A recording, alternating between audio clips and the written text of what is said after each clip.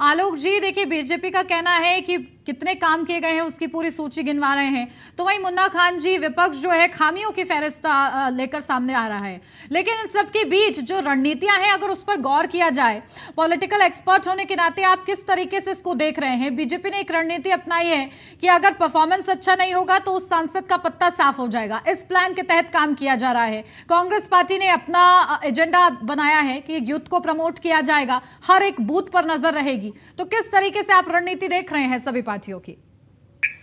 मैं कह रहा था कि देखिए, आपको याद होगा कि जब गुजरात में विधानसभा चुनाव था उससे कुछ समय पहले जो है मोदी और अमित शाह जी ने भाजपा की जो पूरी कैबिनेट थी उसको बदल दी, इंक्लूडिंग सीएम। किसी ने कोई आवाज नहीं उठाई, जबकि वही लोग वहां पर मंत्री और सांसद जो मंत्री थे जो सीएम थे सब इनके लोग थे, इनके जानने लोग थे। लेकिन भाजपा देखिए जीत के लिए कुछ भी कर सकती है। मोदी भी सब गुजरात जीता, उन्होंने कुछ भी किया।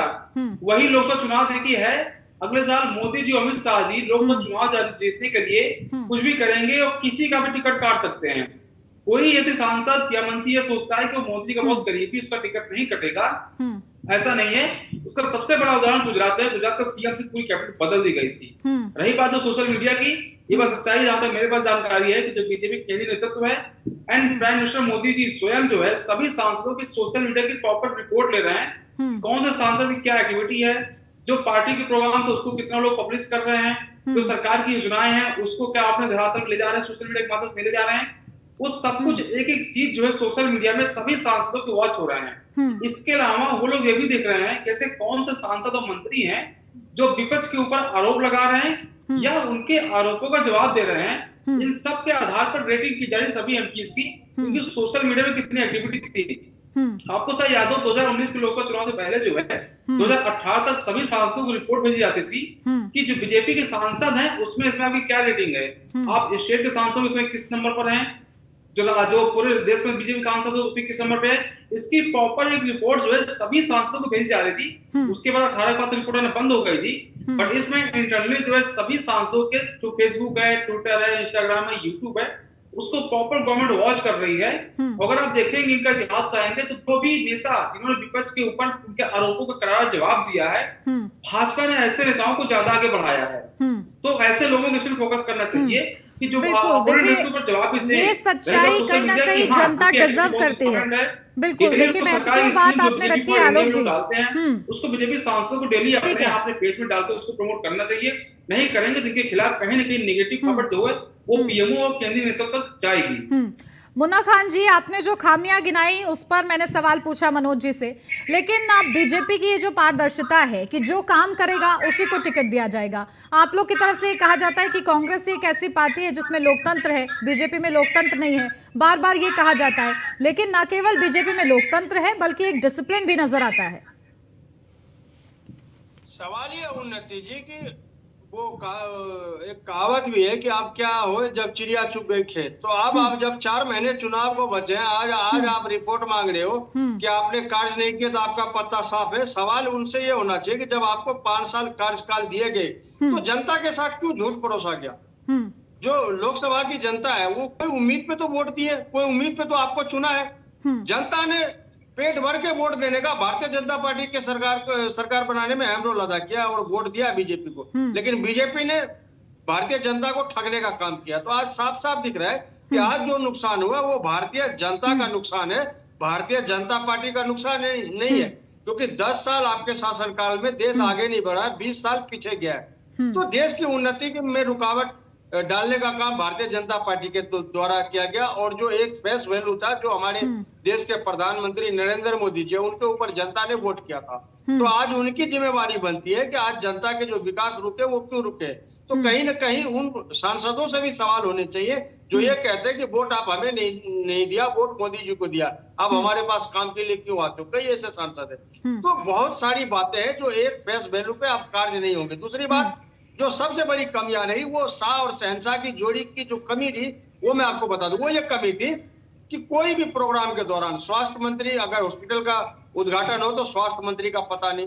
यहाँ पे 90% लोगों को रेल मंत्री का नाम पता नहीं क्या नाम है। तो ये यथा स्थिति है। तो सारे मंत्रियों को साइलेंट करके सिर्फ शाह और शहनशाह की जो जोड़ी ने जो काम किया, उद्घाटन किया, तो मैं समझता हूँ कहीं ना कहीं ये भी एक बहुत बड़ा विषय है जिससे मनोबल आदमी का गिरा है और जनता के कार्य रुके। मनोज जी ये बहुत देखिए, एक मुन्ना बड़ी खान जी की लिस्ट खत्म होने वाली नहीं है, जवाब आपको देना पड़ेगा कि किस तरीके से उन्नति जी, बीजेपी जो है मुन्ना क्या खान जी पूरा- क्या अपनी जो गलतियां है उसको सुधार रही है, लेकिन इसमें भी बहुत देरी कर दी है बीजेपी ने।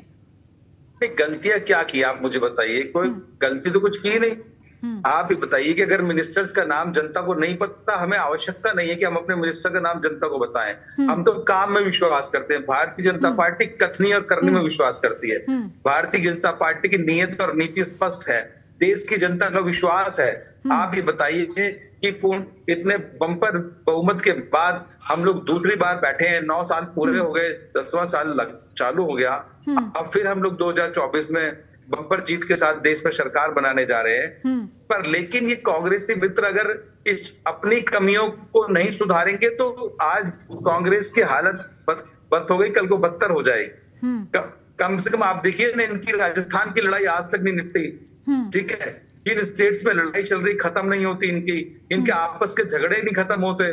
पर मैं उन पे नहीं जाना चाहता, इनका अपना व्यक्तिगत पार्टी का मसला है।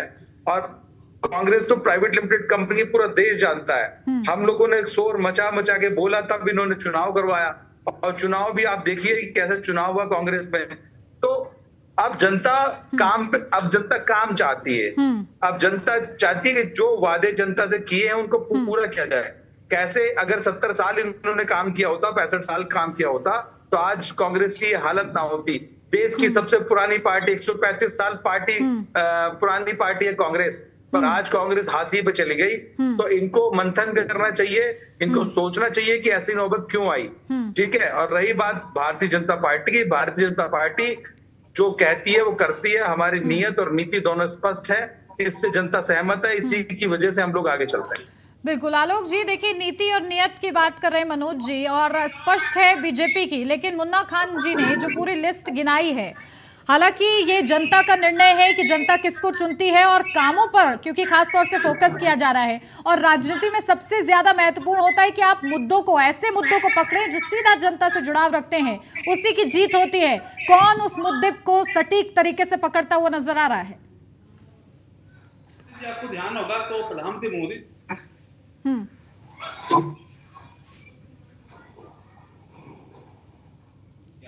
आप देखिए, आज इनको प्रधानमंत्री आवास योजना या मुख्यमंत्री आवास योजना के तहत जो आर्थिक लाभ दिया जा रहा है, गवर्नमेंट पैसा दिया जा रहा है, वो महिलाओं के नाम पे दिया जा रहा है। उज्ज्वला योजना के माध्यम से गैस कनेक्शन दिए गए, महिलाओं के माध्यम से दिए गए, क्योंकि उनको पता है अगर घर की महिलाओं को उन्होंने अपना होल्ड कर लिया, उनको कन्विंस कर लिया, तो कहीं ना कहीं उनके पूरे घर का वोट जो है भाजपा को मिल जाएगा। तो भाजपा का फोकस जो है बहुत आगे चलते हैं लोग।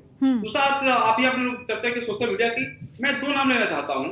एक विधायक है लखनऊ उत्तर से, डॉक्टर नीरज वोरा, जो भाजपा दूसरे विधायक हैं। इनके बारे में 2012 में खबर छपी थी, आज से 11 साल पहले खबर छपी थी कि डॉक्टर नीरज वोरा जो है उस समय सोशल मीडिया का प्रयोग करते थे। ये ऐसे पढ़े लिखे विधायक है। भाजपा के लोगों का सीखना सोशल मीडिया के बारे में, उनको देखें। एक और नाम लोग 2 साल पहले हिंदुस्तान अखबार में खबर में पढ़ रहा था, भाजपा के एक पूर्व सांसद हैं जो 3 बार सहारनपुर विधायक रहे, राघव लखनपाल शर्मा जी, एक खबर छपी थी कि उन्होंने फेसबुक में साप्ताहिक रेटिंग में कांग्रेस के जो उस समय तत्कालीन अध्यक्ष थे राहुल गांधी, उनको पीछे, सॉरी पूर्व अध्यक्ष थे राहुल गांधी, उनको उन्होंने फेसबुक रेटिंग पीछे छोड़ दिया था। इवन इनके स्टालिन, तेजस्वी यादव, प्रियंका गांधी, ऐसे नेताओं को भी उन्होंने फेसबुक रेटिंग पीछे छोड़ दिया था। तो ये ऐसे 2 नाम है जिनका सोशल मीडिया में एक नाम रहा है कि हाँ, इनका सोशल मीडिया जो बहुत आगे चलता है।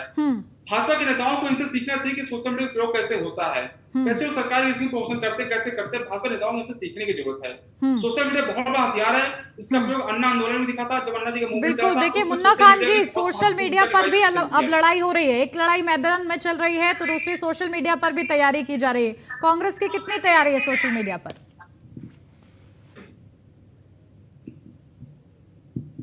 ब्लॉक स्तर पे कार्य चल रहे हैं, जो इनकी सरकार की नाकामियां हैं उसको बताई जा रही है, जनता के साथ संवाद हो रहे। जिस तरीके से 2014 से आज तक सिर्फ वादे ही हुए, धरातल पे कुछ नहीं दिख रहा, तो ये जनता से संवाद हो रहे। ब्लॉक लेवल तक, बूथ लेवल तक कार्यकर्ता सक्रिय है और काम कर रहे हैं। एक बात। दूसरी बात, इस बार इतने संघर्ष की जरूरत नहीं है। अभी हमारे मित्र ने कहा कि अगर इतने अच्छे विकास थे कांग्रेस के, तो कांग्रेस की चली क्यों गई 70 साल तक ऐसे? अरे भाई, आपको रेंगते रेंगते 70 साल लग गए सत्ता तक आने में।